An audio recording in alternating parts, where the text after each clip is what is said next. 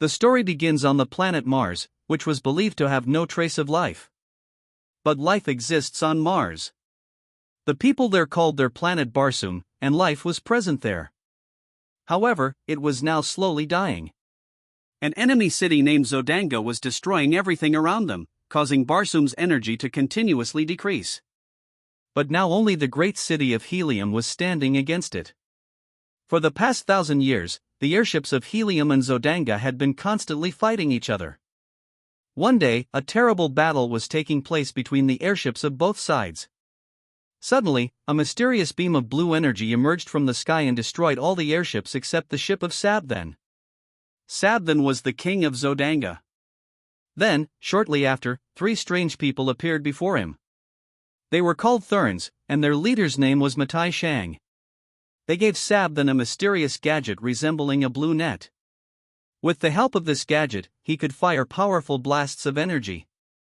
But when Sabthan tried to attack the Therns with that power, he himself flew backward and fell to the ground.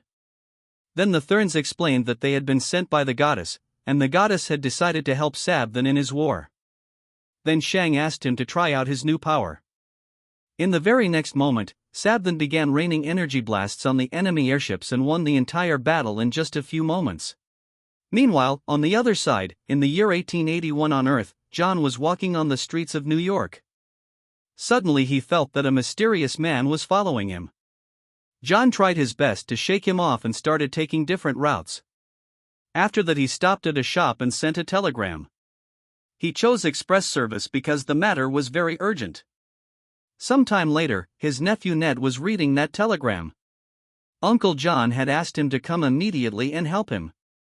Now Ned wasted no time, caught a train, and reached John's house. But there he met a lawyer. The lawyer informed him that John had suddenly died and had transferred all his property to Ned's name. John's body had been placed inside a crypt that could only be opened from the inside. The lawyer also gave Ned an old diary. John had strictly instructed that only Ned should read this diary. Now after the lawyer left, Ned opened the diary and began reading, and from here the story took us back 13 years. After the American Civil War, John had become a famous Confederate Army captain in Arizona. He was now wandering in search of gold, but so far nothing significant had come his way. The local bartender had already refused to serve John alcohol because he had not paid his old debt. Some people sitting there also tried to throw him out, but John immediately started fighting all of them and defeated them in just a few moments. After that he pulled out his gun and pointed it at the bartender. Just then some soldiers arrived who had come to arrest John. John tried to resist them but was knocked unconscious. A little later when he opened his eyes, he had already been brought in for interrogation. As soon as he came before Colonel Powell, John started fighting again and did not stop until he was picked up and thrown into a jail cell. Powell wanted John to join them in fighting the Apaches. But John was tired of war and bloodshed. He no longer wanted to be part of any fight. In response, Powell knocked him unconscious once again. During unconsciousness, John began dreaming of his dead family. Many hours later when he opened his eyes, he urinated inside the cell to get the guard's attention. Then as soon as the guard came close, John knocked him unconscious and stole his keys. Then he escaped from jail and rode off on Powell's horse. In no time the army was after him. But on the way, they saw John standing face to face with Apache soldiers. Both sides were armed and suspicious of each other. Soon an argument broke out in different languages on both sides, and in no time bullets started flying. John took advantage of this chaos and started running away. But during this time Colonel Powell got wounded. John could have left him there, but he decided to help him. Then both of them ran together toward a valley and found a small cave there. The Apaches who were chasing them also reached that far. But as soon as their eyes fell on a strange mark made above the cave, they immediately stopped and left without saying a word. Seeing this, John was surprised. He began examining that mark carefully and then recognized that it was the same spider symbol he had seen many times during his search for gold. Then, unable to contain his curiosity, John left Powell right there and started going deeper inside the cave. Going inside, he found a mysterious room where strange marks were made on the walls and they were covered with a layer of gold. But suddenly a Thern appeared behind him. Without warning, he attacked John and a fierce fight broke out between them. But within a few moments John drew his gun and shot the Thurn. Then his eyes fell on a glowing pendant held in the man's hand. Before dying, the Thurn whispered some mysterious words. Then John unknowingly repeated those same words and touched the pendant. In the very next moment, something happened that he had never even imagined. He suddenly disappeared from the cave, and when he opened his eyes again, he found himself standing in the middle of a strange and unfamiliar desert. He tried to get up and walk, but every step had become extremely difficult for him and he had to try many times just to stand up. It was extremely astonishing for John to see that his movement almost felt like floating in the air. In frustration he threw the pendant far away, and strangely after that he was able to walk properly. He soon realized that now when he jumped he was going many times farther than before. John had no idea yet, but he had arrived on Mars, that is Barsoom, and the low gravity there was enabling him to do all this. Some time later John reached the top of a hill. There he saw a cluster of eggs from which green six-armed babies were being born. Suddenly a group of Tharks arrived there. They were all riding massive creatures and armed with dangerous weapons. Their leader was Tars Tarkas, and as soon as his eyes fell on the pendant, he immediately attacked John. At the same time the rest of the Tharks also started firing at him. But John took a tremendous leap and got out of their reach. Seeing John's strength, Tars Tarkas was quite impressed. He immediately ordered the firing to stop and went back to John.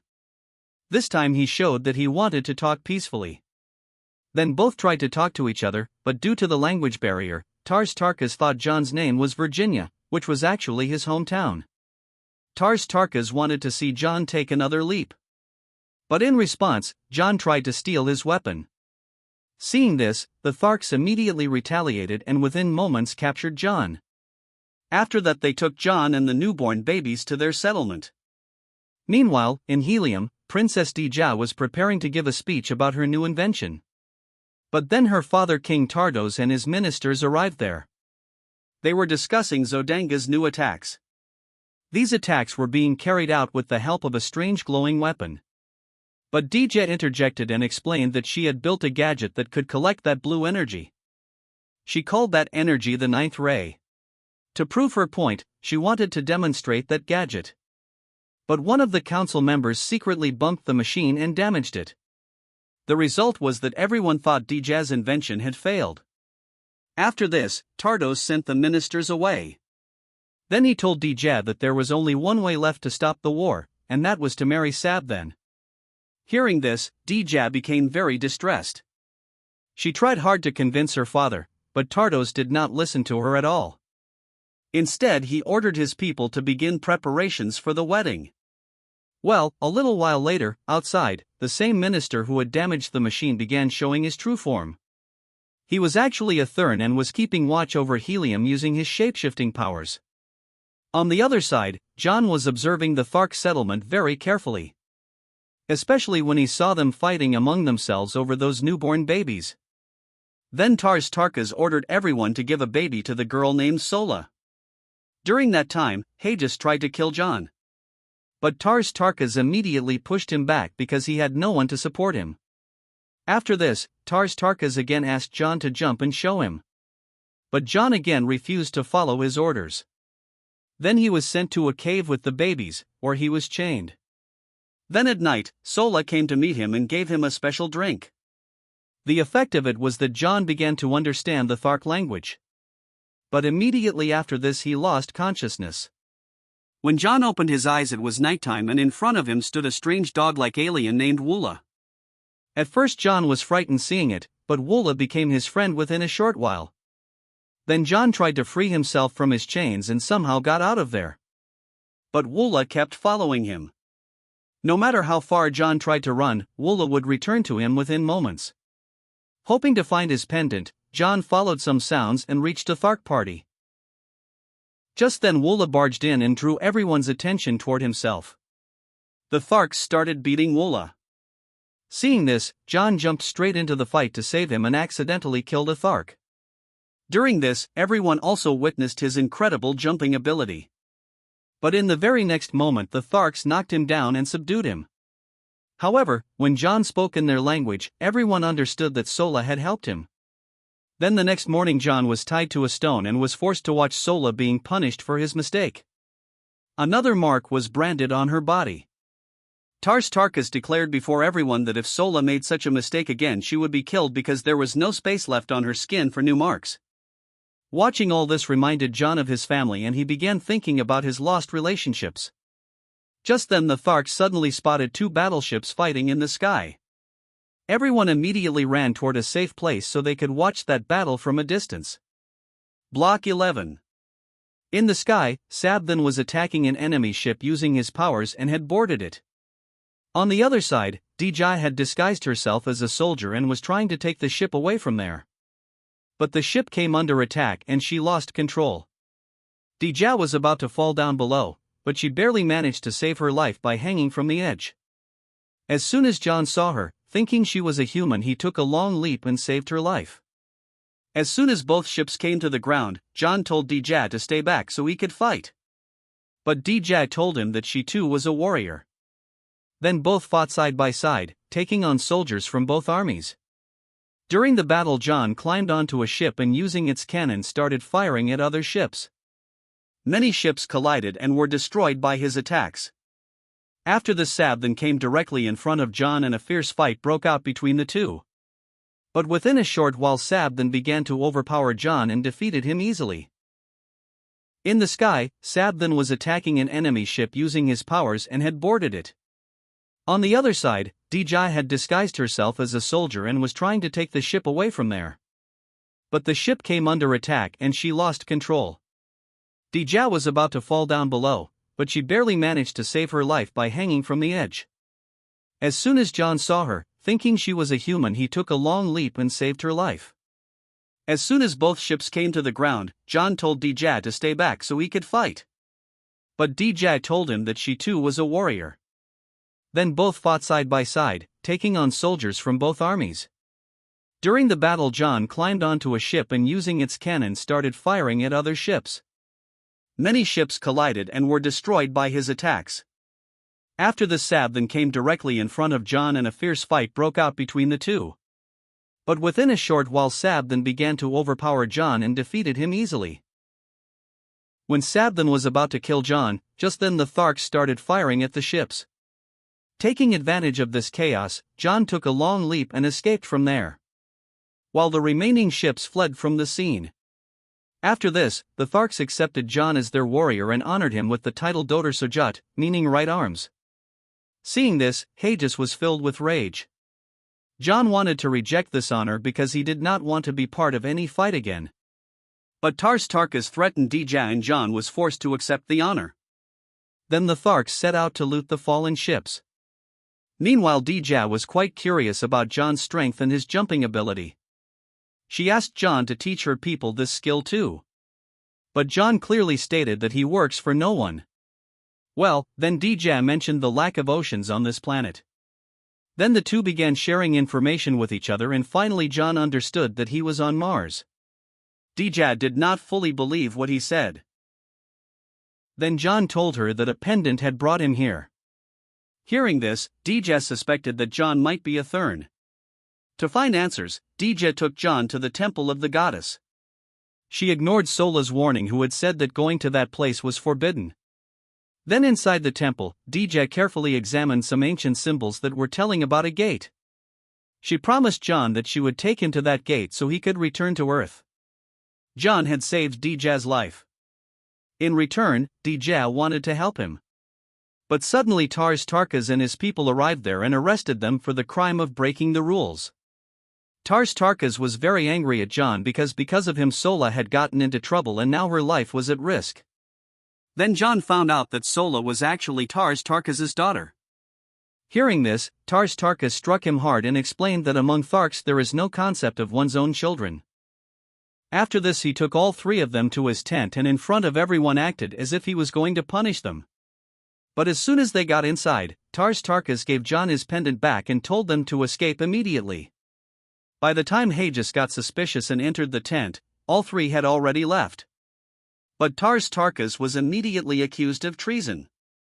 Then John, Dejah, and Sola began traveling the roads of Mars, while Wola continued to walk with them. Along the way, John saw how much destruction Sabden's war had caused. They had to face dangerous sandstorms and many times had to hide to avoid warships. But a few days later, Sola realized that Dija was not taking them toward the gate. When Sola questioned Dija about this, Dija told the truth that she was taking them to Helium so that he could help her people.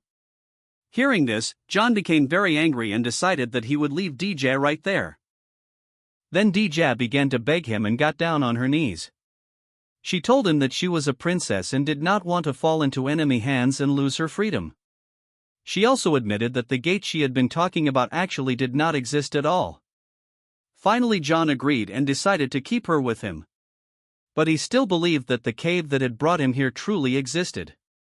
Meanwhile, on the other side, Shang had already received information about Dija's location and had started preparations to pursue her. A little later, all three reached a sacred river. People who came here to atone for their sins would jump into the water and end their lives in order to attain heaven. Sola also wanted to go with them, but John immediately stopped her. John said that if you truly respect your father, then you will have to fulfill your responsibility and help him. After that, all three got into a boat and moved forward along the river.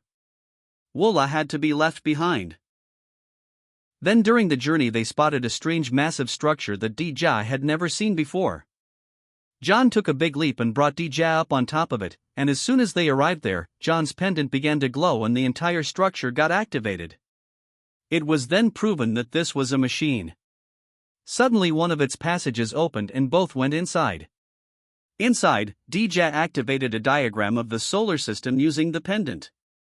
Then she discovered that the same blue energy she called the ninth ray had a shape exactly like the spider John had seen in the cave. Then another shocking truth came to light. John was actually a copy of himself that had been sent from Earth to Mars. After understanding all this, Dija realized that Sabden was receiving the help of the Therns, and for the first time she truly believed that John had come from Earth. To understand this mystery further, Dija felt it was necessary to take John to Helium. To convince John, she kissed him.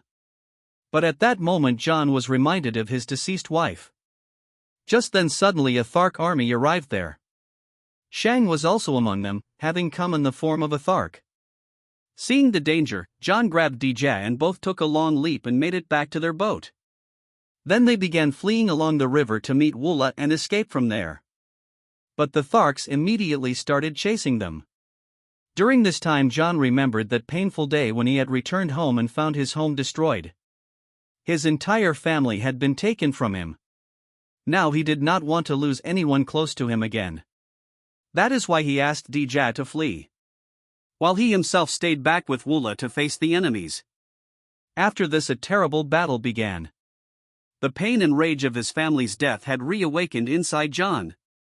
With that same strength he fell upon the enemies and gradually began to overpower everyone in the battle. He was defeating one warrior after another and had wreaked havoc on the battlefield. But just then a massive ship from Helium arrived there and the battle stopped. King Tardos was reunited with his daughter Dija and he told her that he was with Sabden. In reality, Sabden was pretending as if he had come in peace and was only concerned about the princess's safety. To prove his point, he gave his sword to Dija. Dija in anger tried to kill him.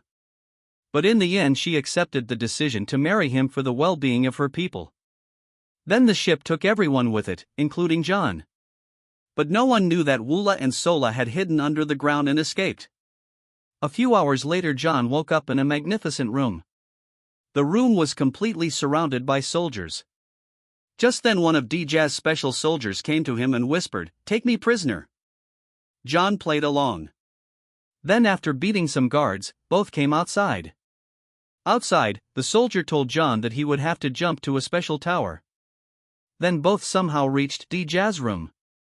When the two got a chance to talk privately, Dija pleaded with John to fight for her people.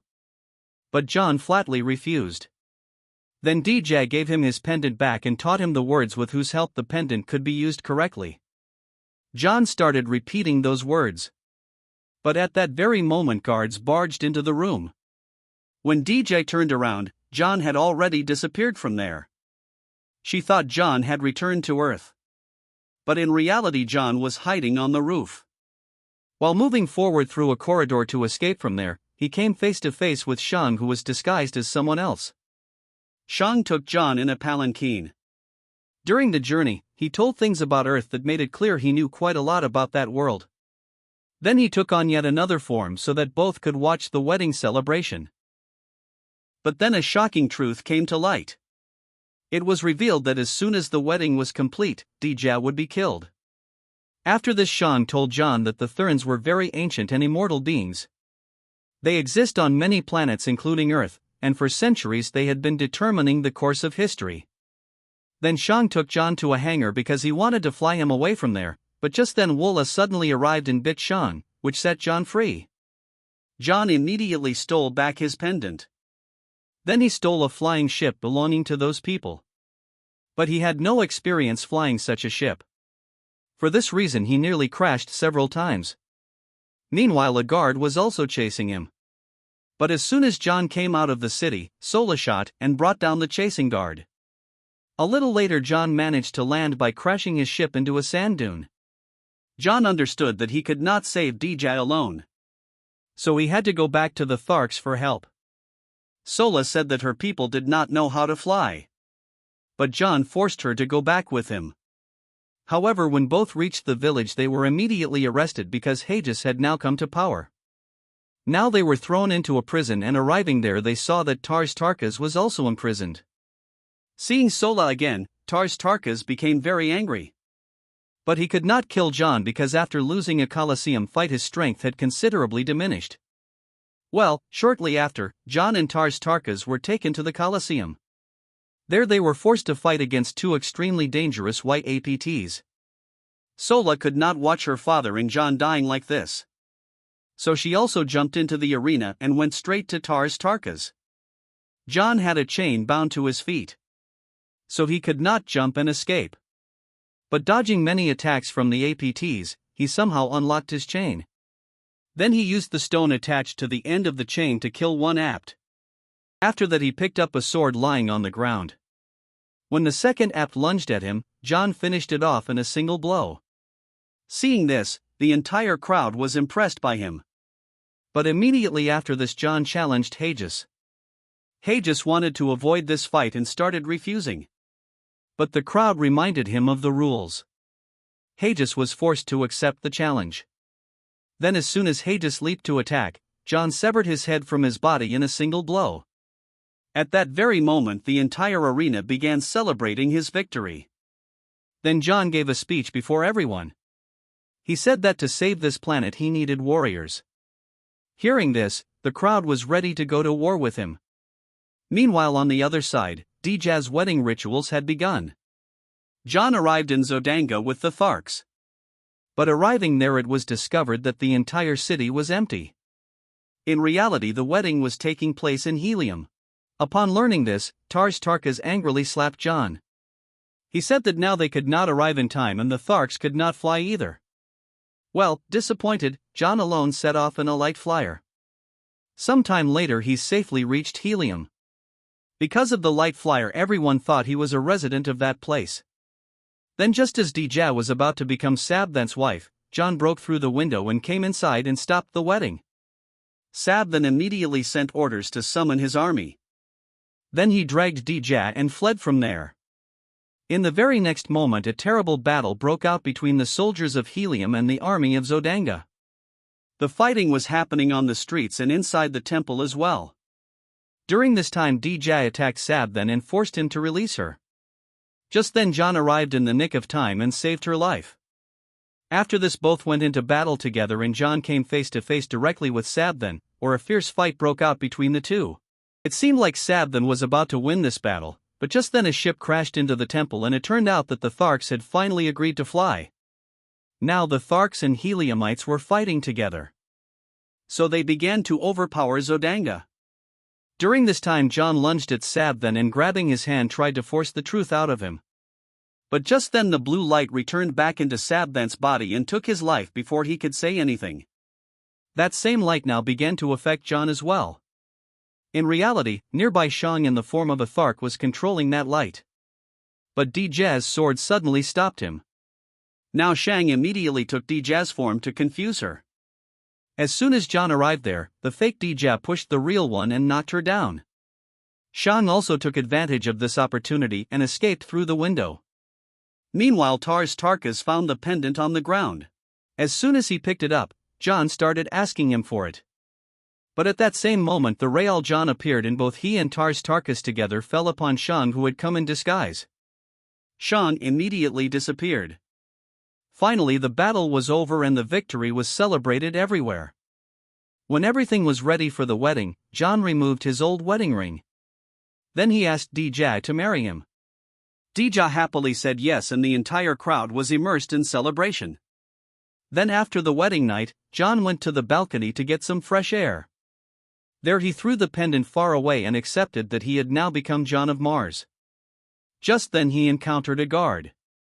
But that guard turned out to be Shang. Shang immediately touched John and sent him back to Earth. Suddenly John opened his eyes in the same cave where everything had begun. Many years had passed and Powell had long since died. Then John tried to repeat the words of the spider symbol carved on the rock. But this time nothing happened at all. Back in the present, Ned had finished reading the entire diary. For many years John kept searching for a new pendant that could take him back to Mars. After much effort he found a clue in Okini. But he knew that the Thurns were still chasing him and were keeping an eye on him by changing into different forms. Then John devised a special plan. He pretended to be ill and using a special poison made his body appear completely dead so that people would place his body in the crypt. He had also left some special instructions whose truth only Ned could discover. Learning all this, Ned was shocked and distressed. He immediately ran toward the crypt. Then using the keywords given in the telegram he reopened the crypt, but looking inside his senses were shattered. The crypt was completely empty. At that very moment a Thurn appeared behind him. But before he could attack, the sound of a gunshot rang out and the Thurn fell right there. Then John came out from his hiding place. He told Ned that he had used Ned as a decoy to trick the Thurn in order to draw the Thurn out. But the rest of the entire plan was the same as before. John picked up the pendant from the dead Thurn. Then he told Ned to protect his real body. After this John went inside the crypt and then the crypt was sealed forever. Finally John spoke those special words, and with this he returned to Mars once again. This is where the story ends. If you liked the video, please like it, and subscribe to the channel. See you in the next video.